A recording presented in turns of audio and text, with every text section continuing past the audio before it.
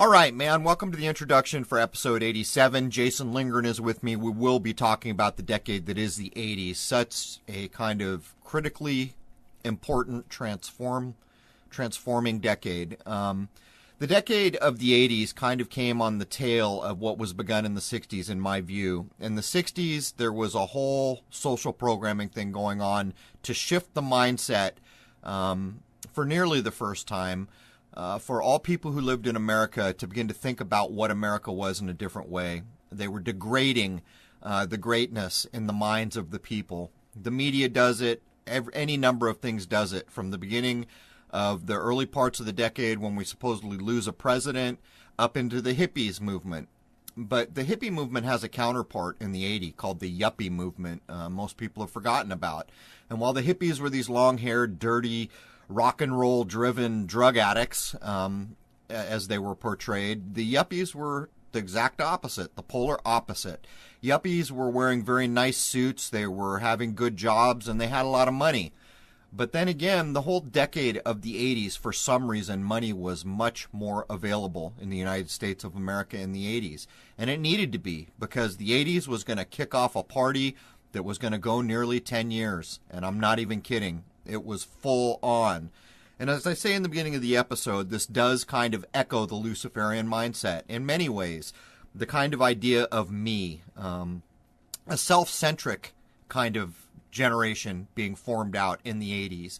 After all, decades later, they would refer to the 80s as the me generation or the me decade. It's a true thing. I was there. I saw it. All the things that came to bear in the 80s, in my view, are a dividing line in the sand from the way things used to be before the modern technical age and the way things would be later. But in the 80s, so much of the kind of forward-looking, long-game social programming comes in on us hard. It's not just that personal computers and gaming and all these things are coming to bear, cell phones, any number of things that Jason and I will cover. There's this kind of, at the time, it wasn't a tangible sense of anything. Most people were clueless to what was going on, but we will cover the events that kind of start to shape. And, I've said it so many times in the past few shows where Reagan stands up and claims that the future of this country is not for the faint of heart, but for the brave. In many ways, that's a true thing. There are some bold things done in your face in the 80s, from the movies like Back to the Future, where it's pre-echoing the events that will happen the first year of the new century, all the way up to things like shuttle disasters and other things. But anyhow, let's jump in with Jason Lindgren and cover the 80s. In my view, the transforming decade that brought us to where we are now. And I would point out that, some of the things that we attribute to the modern age is censorship. 1984 was in the middle of the 80s decade that carries the moniker and the title for the book that is all about Big Brother and censorship. We're 33 years after that now. Right now, we're 33 years after 1984. But it's a strange dichotomy. Anyhow, let me quit rambling. Let's jump in with Jason. Let's go at the 80s. There it is, man. Cheers. All right, man. Welcome to Crrow777 Radio Podcast. This is episode 87. I have Jason Lindgren with me, and we are going to talk about the decade that changed everything, which would be the 1980s. Very few people take the time to examine where the dividing line is to where we currently are and where we were. In my estimation, that dividing line is the 80s. Everything changed in the 80s, and we're going to cover these things. And to boot, the 80s, as we got into them, was just a full-fledged party. It was referred to as the me decade, and I think that's true. And even the idea of Luciferianism that we've, kind of covered so much here, it's about self. It's about, I want to do what I want to do. I'll do for me. That was really the sense of the 80s. Anyhow, welcome, Jason. Hello, hello. How goes it, man? Well, we're back to warm weather here in Louisiana, so I'm happy. Yeah, I wish I could say the same. We had a 40-degree day yesterday, but we're back down to some pretty chilly weather. Not a lot of snow, so that's a good thing. But let's cover the things we got to get out of the way and jump right into the episode here. I've had to reschedule with Greg Carlwood of THC for like the fifth time. This time it was on him, but that's okay. I did it to him last time. We will be getting together after Christmas. We'll do the show for Higher Side Chats. Last night, I did a show on, and I don't want to get this wrong, with a group of people I probably wouldn't have ever had much to do with. They were very nice to me. It was a good show. We did 2 hours, and the name of that podcast is NFGR. I probably won't say on the air what the F stands for, but at any rate, thanks, guys. It was a good interview. Having said that, I'm putting out a call to go out on more platforms. And again, we're setting aside ideology. The world's flat. It's not. Aliens, not. Whatever. I don't care. Ideology is pushed aside as far as I'm concerned in these times of censorship. I'm looking for people who have at least a moderate audience, because I just don't have time to do everybody all the time, to invite me onto their shows. And I'd like to come on and talk about the censorship and other things that are going on in our world. Anyhow, can you think of anything else, Jason? The thing here is, let's try and get on some of the big ones. If anybody has any contacts at the more major shows out there, that get into the millions, help us out here. I'm sure you want to hear Crow on Coast to Coast AM or Caravan and Midnight or any of these bigger ones that really have some sizable audiences. Getting Crow on there will make a substantial difference. Right. These are probably not places that I would typically have much to do with. But I did do some, I did like Ground Zero back in the day. It's a little off the beaten path for me. But again, ideology aside, this is about talking to audiences and addressing the things that matter right now. So I'm absolutely right there with you. Anything else before we dive in? Nah, let's do the 80s, man. All right. The 80s is a big damn deal. There is so much in the 80s that we're not even going to be able to cover. But a fraction of the things that really began to shift our world into the modern age. Technology is a big part of it, but not just that. The moving of the chess pieces on the board.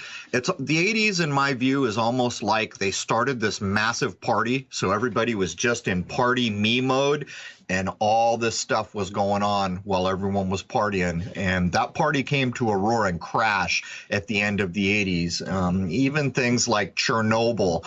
I should have looked it up, Jason. Now I'm thinking about the fall of the Soviet Empire, supposedly, is right at the end of that party in the 80s somewhere. Yes, it is. But I didn't look it up. Yeah, so 1989. 89, there it is. It's almost, like the scripted decade of our lives where you really begin to see the scripting. And Jason and I have covered the 60s. Everyone's aware of where the erosion of the kind of higher-minded society the United States had been really came under attack in the 60s. With the hippie generation, the drugs, the music, all of it, media. But by the time we get up to the 80s, chess pieces are flying across the board. And that's what we're going to begin to point out here. Anyhow, over to you, Jason. After the end of World War II, America had the general notion that it was the greatest nation on earth. Moving forward, the decade of the 1950s painted a picture of an America that was strong worldwide, very family-oriented, and as happy as can be. Slipping into the 1960s, and with the presidency of JFK, we have bold proclamations being made about the greatness of America and the amazing decade ahead. The golden age that was promised never actually came about, however, with one tragedy after another, no doubt the majority of which were planned ahead of time, disrupting the peaceful, sleeping masses, even though the glossy, colorful veneer that was layered over the entire decade of the 60s would try to convince you otherwise. So I think it's critical that you stepped back a decade or two to point this out. There was a sense in the 50s and even into the 60s a little bit that America was the greatest thing that had ever been on the face of this earth. And it wasn't just the mindset of the people, like my grandparents, so proud to be American, so proud of their government. This is where it all begins to start tumbling down. Even the Vietnam conflict, first time America loses at anything, then the hippie movements and all this other other nonsense that rolls into the coming decades. The Manson nonsense. I mean, I could go on and on. The supposed assassination of a president. This is really the tipping point of where what was the greatest thing on the face of this world, the mindset about what America is starting to be degraded as we roll into the 70s. Anyhow, back to you. And let's not forget that the people having children in the 60s were now growing up in the 80s.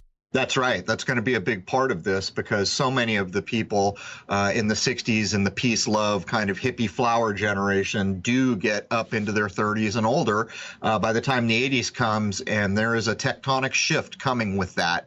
And then let's not forget they had children, and those children would be being raised in this time of deceit. Right, which is a big reason for shows like this. There are a lot of people out there that listen to the shows we do that have no sense of things before the internet. And that's one of the major reasons for covering this, because there truly was a different world out there that I marked before the 80s, and technology comes to bear hard. The personal computer, we're going to run down some of the technologies that first appeared in the 80s that really set the stage for where we are now. The 1970s were a stark contrast to the Technicolor wonderland of the 1960s.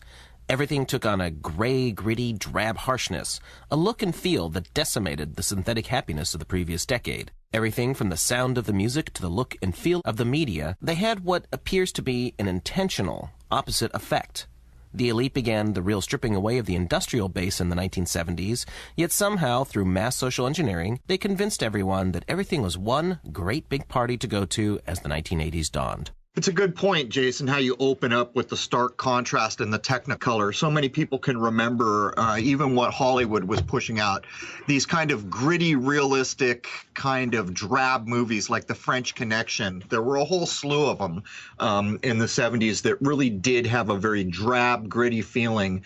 It's almost like technology could have been further ahead in the 70s, but what they were showing us was a more base, kind of gritty version of it. But anyhow, back to you. And I've addressed this before, but I can tell you as a studio engineer, I hear things on the media being released at the time that don't make sense to me. I know that the consoles and things that were being developed in the 70s should have sounded better than some of the stuff in the 60s, yet I'm hearing the opposite. Well, we're going to get into that as CDs come on the scene. The compact disc comes on the scene. You and I will begin to cover a bit of that. The truth is that back in the day, in the 70s, when we were playing music on LPs, it was a much richer sound. It's hard to describe to what everyone else was introduced to by the time we were convinced that CDs were digital and better. But let's save that for when we get there. Now, into the 80s. Let's start with one of the most important icons of the 1980s, the 40th President of the United States, Ronald Wilson Reagan. His career in the entertainment industry began with doing radio announcements for the Chicago Cubs in 1932. In 1937, he began his movie acting career and made numerous films, rising to star status until he was ordered to active duty with the U.S. Army in 1942. He would take part in the 1st Motion Picture Unit. So there's the trifecta, Jason. The coming president, a big damn deal president of the United States, is connected to the sports, the Chicago Cubs. He is a Hollywood actor, an A-list Hollywood actor, and he's also in the military-industrial complex. There's the trifecta. Ronald Reagan, I think few people understand what he represents. And in the movie Back to the Future, which also came out in the 80s, which was basically made to pre-echo the coming events of 9/11, so much of Ronald Reagan made of that movie. They make fun of us in that movie when Doc Brown asks Marty, who's the president in the future where you come from? And he says, Ronald Reagan. And Doc Brown laughs, making fun of us all. How could it be that a Hollywood actor could possibly be president, even making a quip, who's the VP, Jerry Lewis or something like this? This is an in-our-face tectonic shift from the way things used to be in a higher-minded kind of United States mindset to where we came when suddenly it was okay to put a damn actor from Hollywood, from and he'd been in movies like Bedtime for Bonzo and any number of big Hollywood productions, and all of a sudden it was okay to make this man president. It's a big deal when you take it apart. So he was part of something called the 1st Motion Picture Unit, the FMPU, which would later be called the 18th Army Air Forces Base Unit. It was the primary film production unit of the U.S. Army Air Forces during World War II and was the first military unit made up entirely of professionals from the film industry. It produced more than 400 propaganda and training films, which were notable for being informative as well as entertaining. Films for which the unit is known include Resisting Enemy Interrogation, Memphis Belle, A Story of a Flying Fortress, and The Last Bomb, all of which were released in theaters. Veteran actors such as Clark Gable, William Holden, Clayton Moore, and future President Ronald Reagan, and directors such as John Sturges served with the FMPU. The unit also produced training films and trained combat cameramen. FMPU personnel served with distinction during World War II. So here it is, man, the marriage, the proven marriage of Hollywood with the military-industrial complex. And, you know, part of this, you're talking about this unit training combat cameramen. And so often I have brought up on this podcast things like Pearl Harbor, Not What You Think, the Midway, supposed Midway documentary that is claimed to have been shot in combat. And I will maintain to this day there is zero real combat filmed in that. What you're looking at here is the open admission that there is an absolute connection between Hollywood, our government, the president, the coming president, Ronald Reagan, and the military-industrial complex that would be warned in our face by Eisenhower as he left office, saying, you guys better watch out. This military-industrial complex thing can get out of hand, and you guys won't be able to do anything to stop it. But it's a bit worse than that, isn't it? Here we have all the information systems in bed with each other, Hollywood being the major purveyor of information at the time. While at the FMPU, Reagan is said to have kept a film reel that depicted the liberation of the Auschwitz concentration camp, with the implication that he believed that doubts would occur someday as to whether the Holocaust had actually occurred. He is said to have made mention of this film reel to an Israeli prime minister during his presidency, as well as shown it to his son Ronald Jr., when he was only 12. So, I mean, come on. You know, we're being told Reagan's, you know, a dog-face army guy, but yet somehow he gets to keep the reels that are being made by this unit. But what's really striking about this is he believes that the world will have doubts about the Holocaust, really. So, as I have said so many times, a human being cannot make a true thing false, and a human being cannot make a false thing true. They can give the appearance, they can tell the lies, they can do any number of things, but they cannot actually change what is true. And here, you know, Jason, I think at some point, even though we know we're under the gun with censorship, we're going to have to go at the whole concentration, you know, camp idea. As a matter of fact, in the forum over at Crrow777 Radio, people were just digging up the old accounts that precede World War II, where on 3 occasions prior to World War II, newspaper clippings from around the world are claiming that 6 million Jews had been massacred. This is a recurring theme. We're going to have to challenge this at some point, and I think this bullet point really shows the reason why. Anyone who had actually filmed a real event like this, why would they have any reason to believe that the world would doubt it at some point? I'm incredulous, to say the least, Jason. I think something went on. There's too many people who discussed it, but it seems that it didn't happen to the degree or in the way that the mainstream has portrayed it over the years. We'll have to make a point at some future point to go back and look at the Holocaust ideas. But when we can show that there are 3 prior claims using the exact same number, 6 million people being killed, it tells a tale. Not sure what that tale might be without taking a very careful look. And these are the types of topics you have to dance around carefully. After all, Jason, it was not too long ago my YouTube channel was shut down for hate speech. And you know damn well talking about things like these, even in an adult way, will be, at the very least, you know, fuel for the fire. Oh, absolutely. During the later 1940s, Reagan and his then-wife, Jane Wyman, provided the FBI with the names of actors within the motion picture industry whom they believed to be communist sympathizers. Though he expressed reservations, Reagan said, "Do they expect us to constitute ourselves as a little FBI of our own and determine just who is a commie and who isn't?" Reagan also testified on the subject before the House Un-American Activities Committee. A fervent anti-communist, he reaffirmed his commitment to democratic principles, stating, "I never, as a citizen, want to see our country become urged by either fear or resentment of this group that we ever compromise with any of our democratic principles through that fear or resentment. So here we see it, Jason, creating the boogeyman out of thin air. That's what the Cold War was. You always have to have an enemy. In the modern era, the enemy is the nonsensical terrorism, which can never be defeated, ever, ever, ever. It's not an enemy, it's an idea. But back in this time, we still had ideas that were actual enemies you could point to on the map, even if they were made out of whole cloth. And here we see Hollywood pushing it all the way up into our government.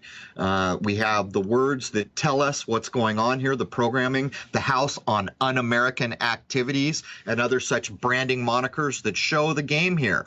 One thing we know is that there always has to be an enemy. And, recently I saw this thing where people were taking a look at the CIA, claiming one of the main things the CIA did was to change mindsets of people to harbor hatred and fear. And what this allowed is for the military-industrial complex to constantly be built up, because there's always this enemy and we're going to have to kill these bastards, and this mindset, which implies that without all this programming, human beings probably would not have this kind of hate-based view of other parts of the world and would come to common sense to say, hey, people in Russia are people like me. They have kids, they have families, they probably have the same hopes as dreams as anyone I know in this part of the world. But yet, this programming, which is part and parcel of what we see in this bullet point, has in fact sown the seeds of hatred in the hearts of so many people who will buy into there's an enemy there that we might have to go up against with the military. So there's all that. We also see the early ties with Reagan to the intelligence community here as well, something that's very notable. Right, and it's just crazy to think about. I mean, people should go back and look at the movie Bedtime for Bonzo, where Reagan's acting with a chimpanzee. It's a bit telling. It's a bit of a slap in the face. But it's hard to imagine at what point the mindset in this country had shifted so much that it was suddenly okay to put an actor in the supposed lead role of this country. It's stunning to look back at now. Reagan was president of the Screen Actors Guild for many years off and on, and later he got into television by the 1950s, and this is also when he began getting into politics. He was the governor of California from 1967 until 1975. He declined to run for a third term and would run for the Republican presidential candidate for the 1976 election, but he lost the nomination to incumbent President Gerald Ford. Ford, in turn, would lose to the Democratic candidate, Jimmy Carter, whom Reagan would take the presidency from in the next election. So here's the tee-up. Jimmy Carter becomes president, and for those who are alive and remember back, almost everything humanly possible to make Carter look like a weak failure was done to the Carter presidency. In my view, the reason for this is the tee-up of the coming Reagan. They're going to get their boy in. They're going to get their man in place, this actor from Hollywood. I don't think there's much of anything that from the news side of things went right with the Carter administration, to the point where at the end of the Carter administration, supposed hostages are taken in the Middle East, and Carter launches this rescue mission, which is a horrible failure. Helicopters crash, people die, nobody's rescued. And so then Reagan comes into office, and guess what? All those hostages are just simply released because everybody knows Reagan is tough. Reagan is strong, and you don't want to mess with Reagan. This was all the stage setting to get their boy in place, and there's more to come. There is more to come to bolster Reagan's popularity in the minds of the American people, to make this actor supported by supposedly 75% of the populace here. Anyhow. It also seems that this was going along with the social engineering of these decades, because Carter was portrayed kind of as not being able to get anything right, and that goes along with the rest of the 70s, how everything was kind of dark and shitty. And then in comes Reagan, and all of a sudden the 80s is going to be amazing. We've got this amazingly incredible guy who's going to be president now and turn everything around. Just seems like a huge setup. It is a huge setup. Not only that, there's all this kind of crossover. Like, there were all these T-shirts back in the 80s when Reagan first took office, where it was Rambo's body with Reagan's head, and it said Ronbo. It was a thing. It was all over the place. I remember that, actually. Yeah, Ronbo, this tough guy. And so, this picture had been woven of Jimmy Carter, this peanut farmer from, I think it was Georgia, if I remember correctly, who was weak and couldn't get anything done right, couldn't even get our people who were hostages in the Middle East out. And Reagan simply shows up as president, and within a number of days, they simply release him because the idea being perpetrated in the media is Ron's going to kick your ass, man. Don't mess with Reagan. He'll come nuke you right out of existence. You better let those people go. That is the stage that's being set, but it's not quite enough. As Reagan takes office, his popularity goes down, down, down, but we'll get to that with the supposed attempt on his life, which also has Hollywood ties, of course. Reagan was given honorary Freemasonry status, being given a Scottish Rite Certificate as well as a Shrine Certificate. He had direct dealings with many of the elite power structure groups, and Reagan's 59-member transition team when he took over as president was composed of 28 CFR members, that's the Council on Foreign Relations, 10 members of the elite Bilderberg Group, the lovely annual meetings that they do to get together and figure out how they're going to screw us over for the next year, and at least 10 known members of the Trilateral Commission. He was also an attending member at Bohemian Grove, and there's a very famous picture of him with several other presidents and other people that is floating around the internet you can go find, as well as had the support of David Rockefeller. And let's not forget his VP, Mr. New World Order himself, George H.W. Bush. Bush almost became the president in 1981 with the shooting of Reagan 2 weeks after he took office. Okay, so I've already kind of talked about how Carter was this Casper Milquetoast figure in the media, queuing up for the big buff Ronbo president that was coming in, the guy who was going to make America great, and you didn't mess with this dude because, brothers, he had Rambo's body. He was not here to mess around. So in 81, we are told that the president is shot. There's even footage that you can go look up. But of course, the same shenanigans we always see come to bear. Go look at the stories of the time. Go look at what you're being told about who did it. Apparently, this guy who wanted Jodie Foster, the Hollywood actor, to love him, shot Reagan so that Jodie Foster, the actor, would love him. Not even kidding. Go back and look at these storylines. But here's the real rub. If I remember correctly, Reagan had something like, it was a very low rating prior to the shooting, something like 25 or 30%. When he comes out the other side of this supposed shooting, where there was a supposed attempt on his life, what actually happens is the media begins to push that 75% of America overnight is now backing Reagan.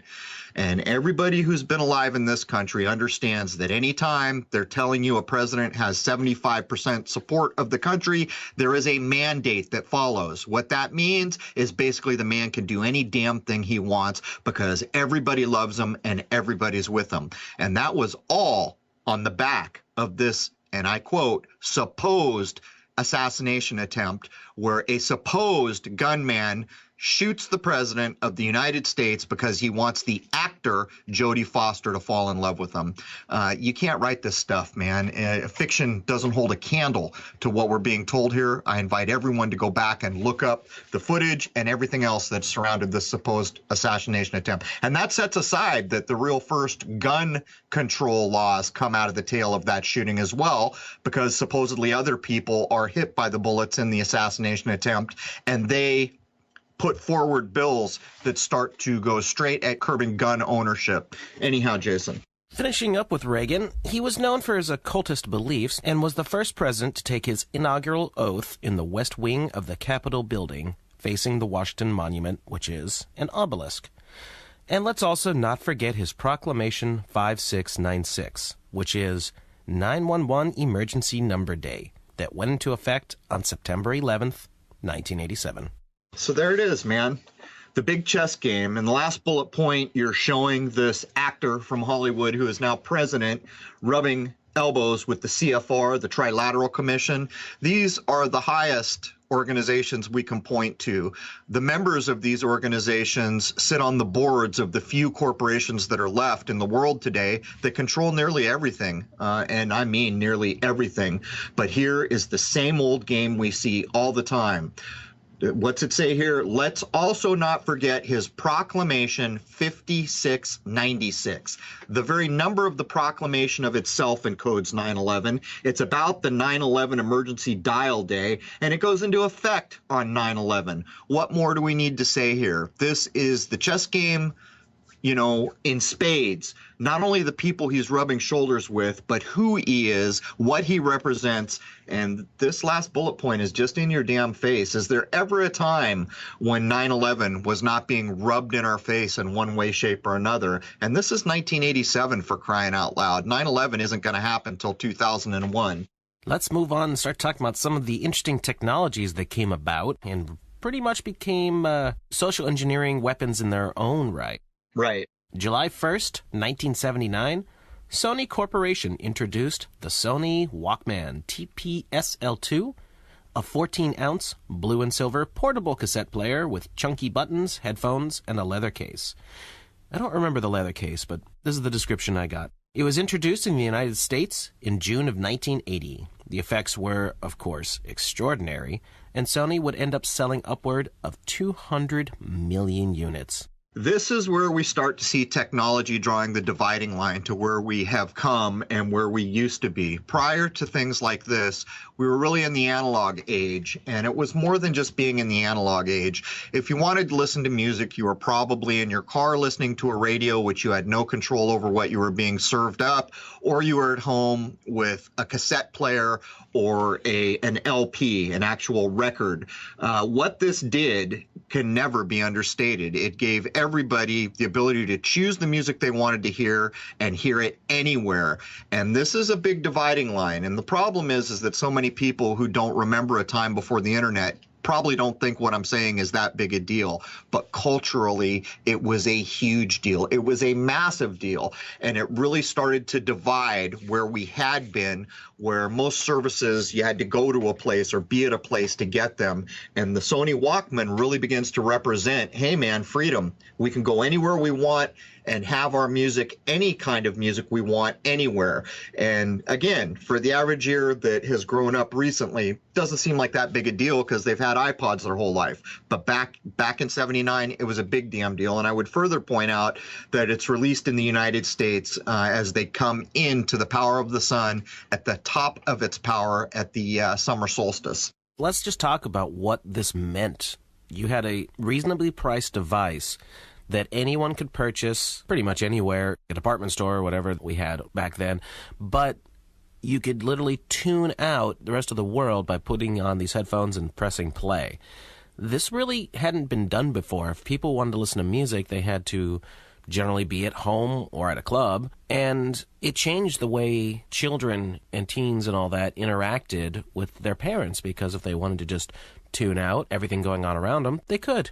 Yeah, it's a good point, Jason. It's a bit like this technology, the Sony Walkman, feeds into the mindset of the 80s, which is me, what I want for me, the kind of Luciferian ideal that is pushed at us so often, where it's you, whatever's good for you, screw everyone else around you, do what thou wilt, let that be the whole of the law, a very self-centric kind of materialistic idea here. But this technology did this in spades because, as you say, one day we woke up in this country and everywhere you went, people had their earphones on. The world around them was tuned out and they were doing their own thing. And it's a hard thing to explain because so many people are so used to, phones providing the music now with earbuds or, iPods and other things. But back in this time, it was a tectonic shift, totally.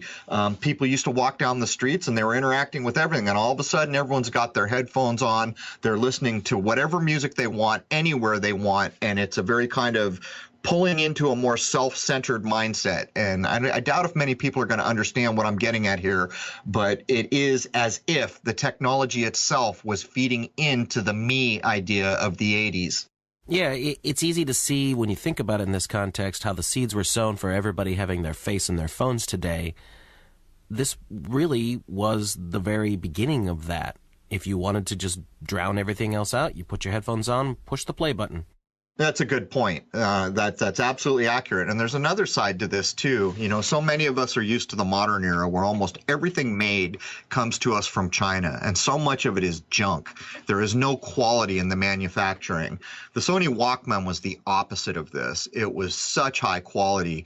When you picked it up, it was substantial. When you pushed a button, it felt like quality. When you shut the little cassette door, it felt like a precision machine with some heft to it.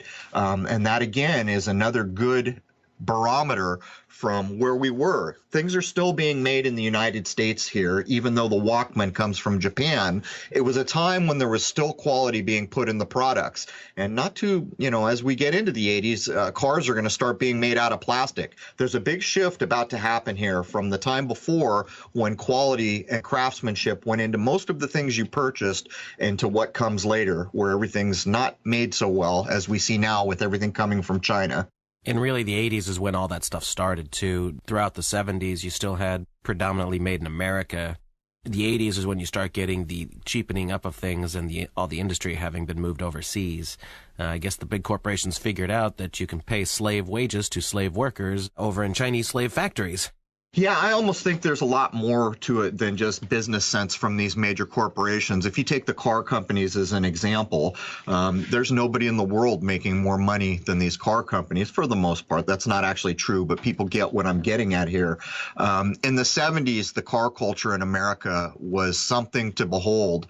We had the best cars. Everybody worked on their own cars. These were, a lot of them, very precision machines and beautiful in some ways.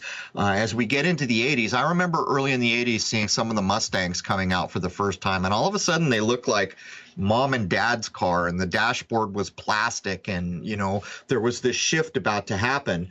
But in my view, Jason, as they start to shift all the manufacturing out of the United States, which really has its onset in the 80s, I think it's about way more than just business sense for a corporation's bottom line. I think it's the tee up for what we see now, where almost everything that we used to manufacture is now manufactured somewhere else. And the reason for that is a country that cannot support itself can be easily put into dire straits. If you don't make things, you can't support yourself. You're dependent on someone else. Right now, we're dependent on nearly every other country for most of the things that we need to get along in the modern day. And I think what you're looking at here is the 80s as the dividing line, where intent is being put in place to slowly drain away the manufacturing base that had been built up in this country for the coming decades later takeover of everything. Well, I have no doubt about it. The powers that be play the long game. And if they wanted to pull the plug on the United States, at this point they've destroyed so much of the infrastructure that they could. Everything is self-reliant. They've got people who don't know how to take care of themselves, and if the giant 18-wheeler trucks stopped refilling the Walmarts, everything would be empty within a few days at most. And that's it. We don't make our own crap anymore. People don't know how to make crap. Everything comes from overseas for the most part. I mean, we're done if anyone decided to push those dominoes over. You're pointing at a very true thing, and it shows that we are on the precipice right now. On Twitter this morning, I posted an infographic that someone had sent me that shows who the biggest employers are in each state. Walmart, I think, owns 22 states as the biggest employer. What you're pointing at is ultimate control. These are major corporations now who, like you say, if they broke the chain, people would be in dire straits in 2, 3, 4 days tops. It almost harkens back to the oil crisis, almost like test runs back in the 70s, where all of a sudden there's not enough gas for everybody. And they're doing this instability thing, this scarcity idea. We're there in spades now, Jason. We're there in spades. It would not take much to interrupt how we operate now. And even if you consider things like something as simple as an ATM, where we're all reliant on a machine to get our money, but if the power goes down, guess what? Or the ATMs quit working, we would all be out of money in a day or two. I think this is all by design, and I think it's all fostering us up to the point where we're going to see the big push for the grand takeover of, the beacon that is America, because whatever can be done to America can be done to any other damn place in this world.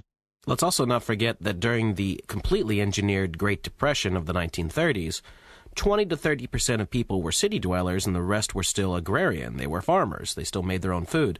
Yet people were still starving to death in groves.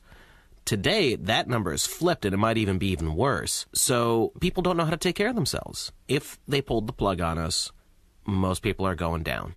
Yeah, I think this idea that you just mentioned plays into the idea of scarcity, where I have real problems with how the population of this world is described. And I suspect the population does not fluctuate that much in the system we live.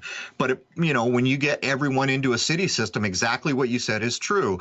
What if we all had to go out into the wilderness and support ourselves now? The truth is most of us have forgotten how to do that, and it would be a nightmare to say the least. That is dependence, almost no different than being dependent on a drug, where if someone doesn't give you that drug anymore, you're going to wish you were dead because you need that drug. In some ways, city dwelling and all these systems and corporations that are providing everything are a bit like that drug, where if someone ever pulls the rug out from under that, there are going to be a hell of a lot of people in trouble nearly overnight. Hey, let's not make any jokes that this technology that we've got today is just like a drug. And those seeds for that were really sown in the 80s. But today, think about that. Think about how much people freak out if the internet goes down or their cell signal isn't working, or pick something, man. Everybody is completely addicted to this technology, and myself included.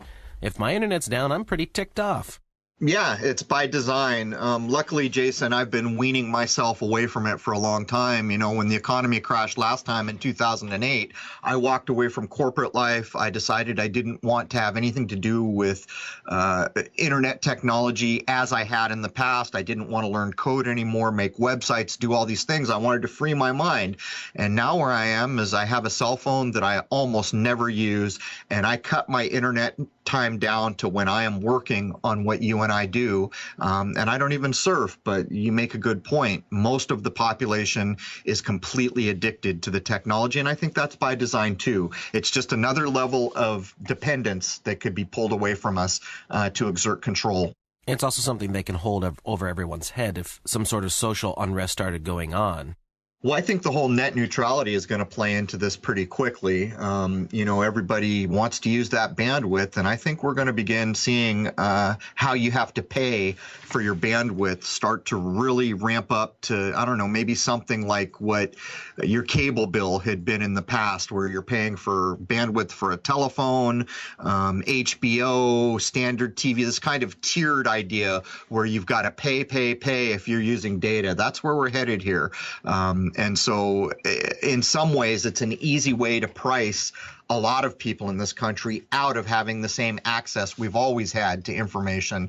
But we'll have to see where it goes, Jason. While I don't have a lot of faith in the general public, I also think that could be a double-edged sword against the power brokers, because you push them too far, the people who are addicted to this technology are like the heroin addict who needs his next fix and doesn't have the money to get it. They're going to do whatever they can to get it. Maybe so, but I would estimate that the people that are pulling the strings are pretty freaking intelligent, and I imagine there's 10 backup plans for any eventuality. We haven't seen, even where we've seen them mess up on things like Sandy Hook and other places where it was just so blatantly obvious that what we were being shown is a staged version of reality. They didn't miss a beat. They kept on marching down that path, didn't they? So we'll just have to see what comes. I mean, I agree with you, but I imagine there are many plans in place. And not only that, we've talked so much about data collection. With the amount of data and algorithms and data mining they have at hand, they can run models on anything they're about to do and get pretty good predictive capabilities about what the outcome might be. So there's that to think about. There is. I just think that there's strength in numbers, that if things fell the right way, they could go against the power brokers. I also think that they overlook the fact that most of the people who would have to implement the dirty work, since we don't have walking, talking robots like the Terminator yet, those people are also addicted to these systems and may not want to destroy the infrastructure or turn on their neighbors. I think that's one of those things that could go many ways. What you're saying is key, Jason. Look at my YouTube channel. They took me out. You and I saw the language in the emails that were sent accusing me of hate speech, that I had crossed some zero tolerance line and engaged in hate speech, and there was no way the YouTube channel was coming back. But yet, lo and behold, enough people in this community stood up and said, hey, man, not so fast.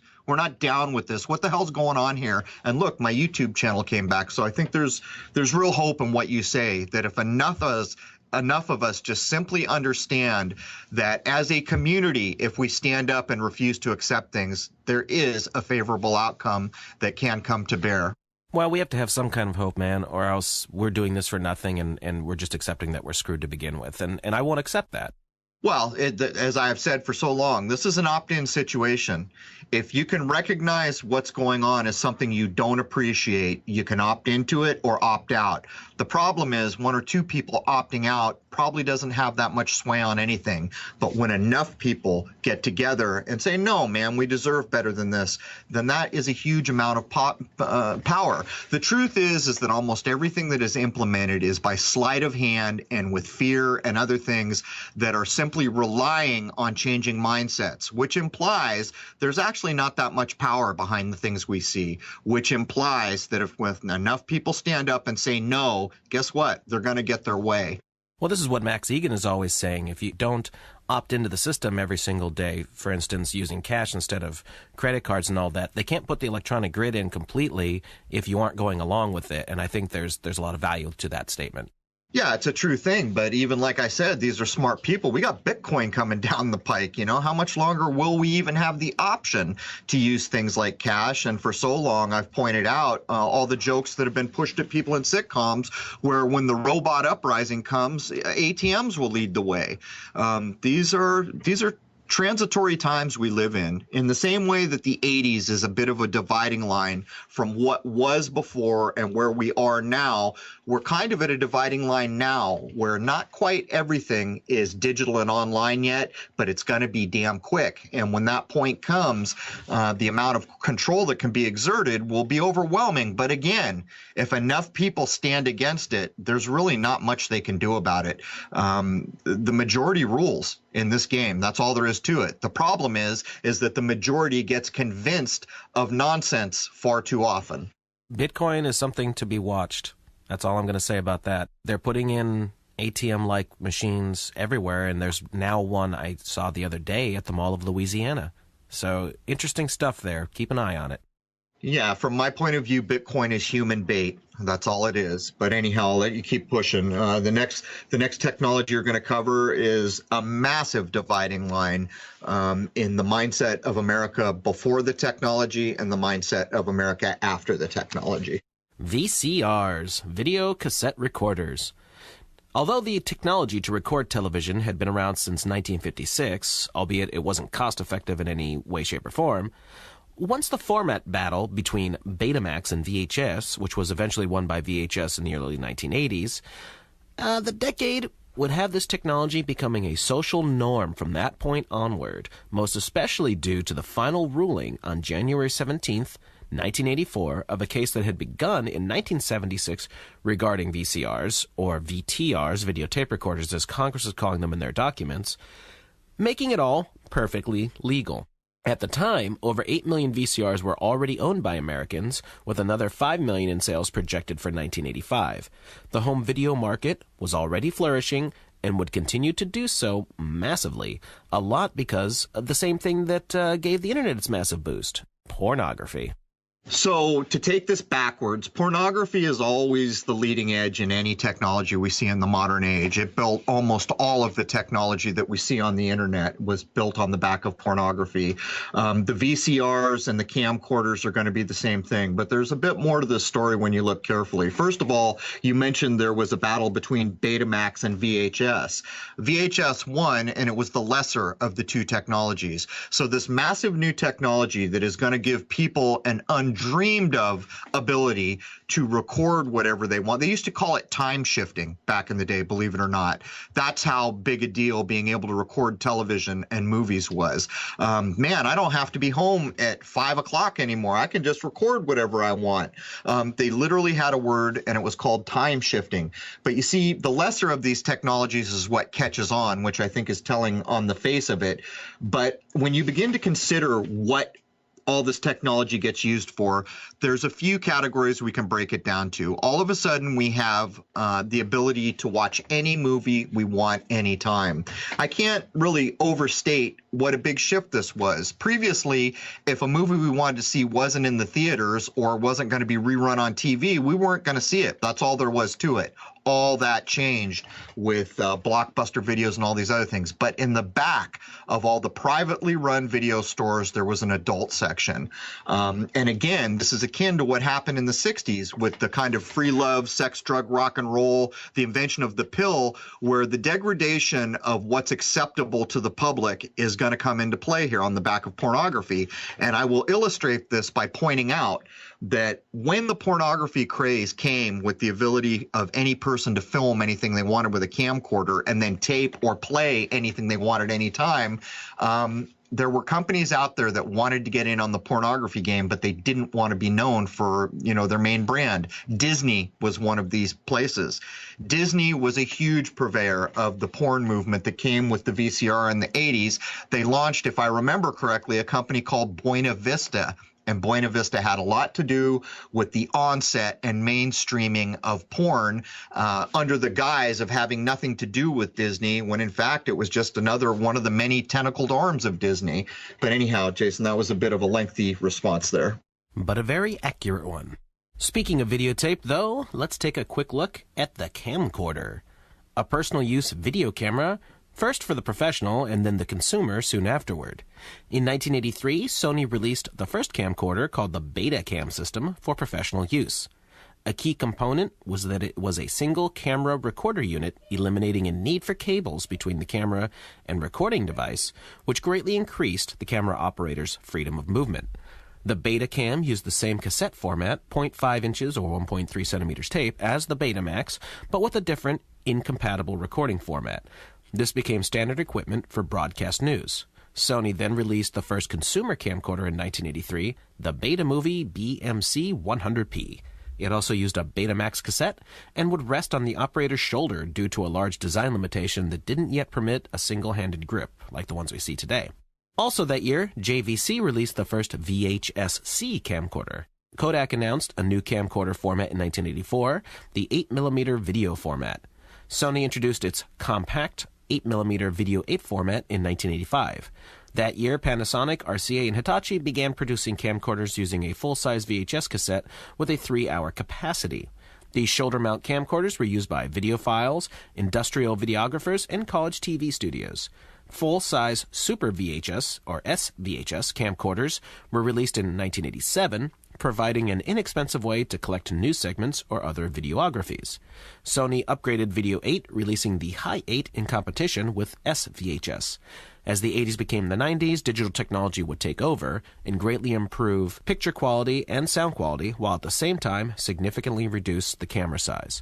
By the way, we forgot to mention the reason why VHS is generally thought to have won the format wars was because VHS tapes had more room, they can record longer, even though Betamax was the superior sound and picture quality.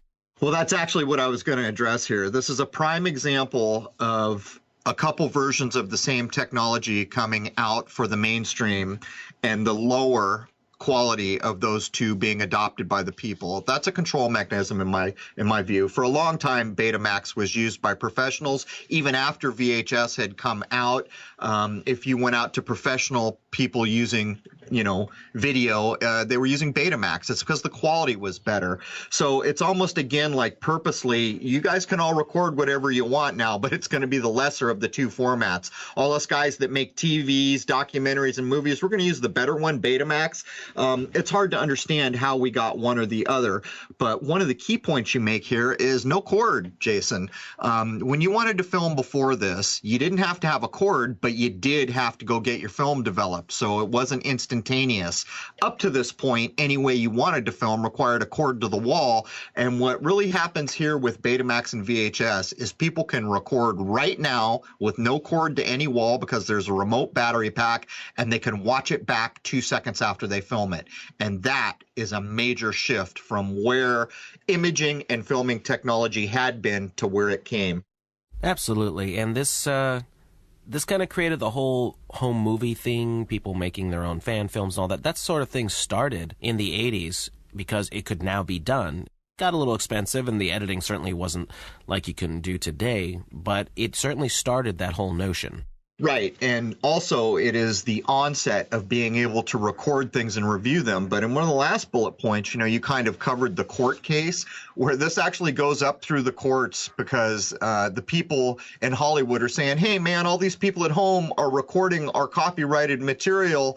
And that's illegal, man. We own that stuff. How the hell come, you've put this device in every household that allows them to record our content? That's a bit of a funny thing to think about because they come back with a 5-4 vote that it's in fact legal for all those people in their homes to record this copyrighted material and do whatever the hell they want with it.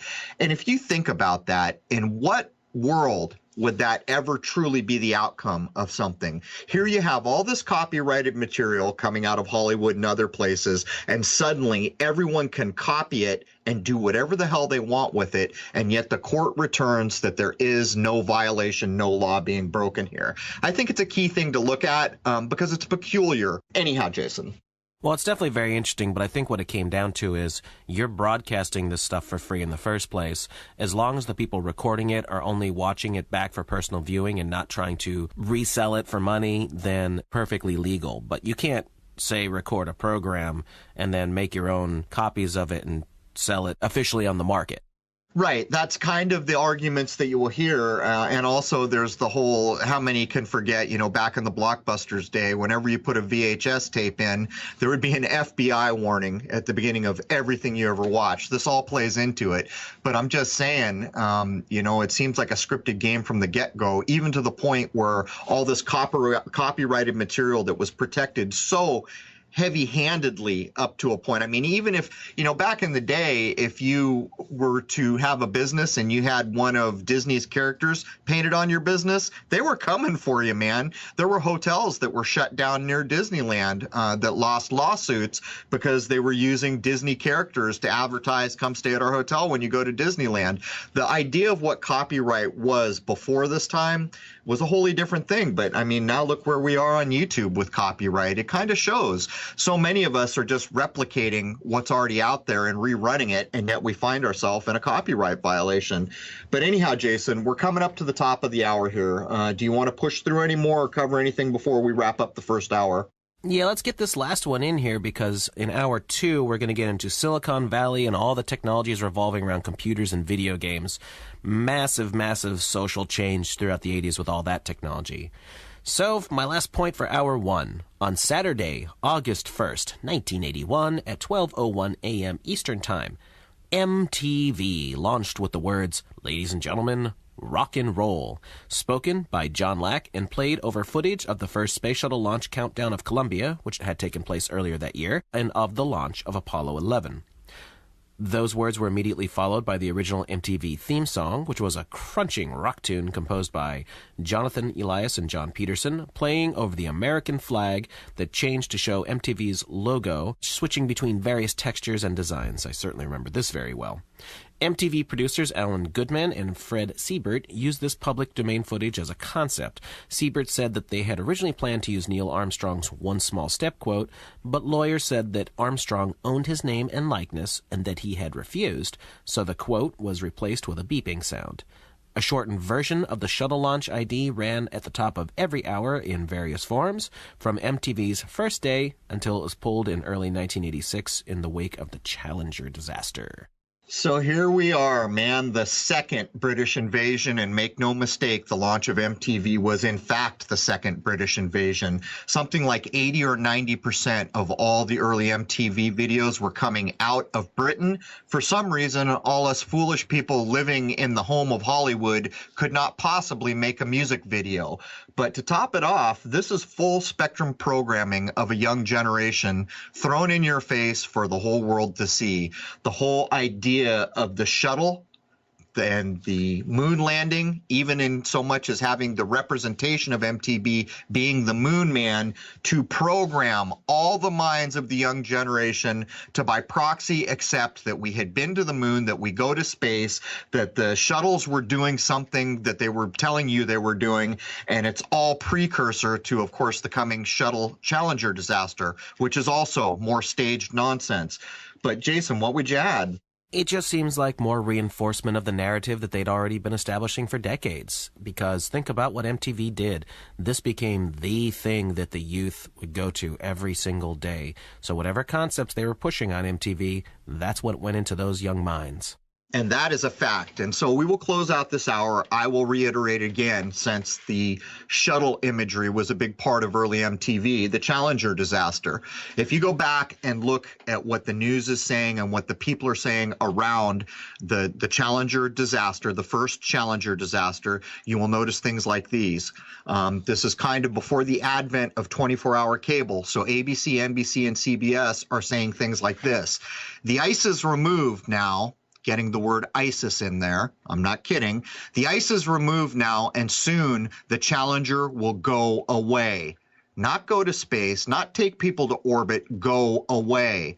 I will remind everyone that as the president selects the teacher that will be on board the supposed shuttle disaster Challenger, her name is McAuliffe. When she is picked, she stands up crying on national news and says something to this effect.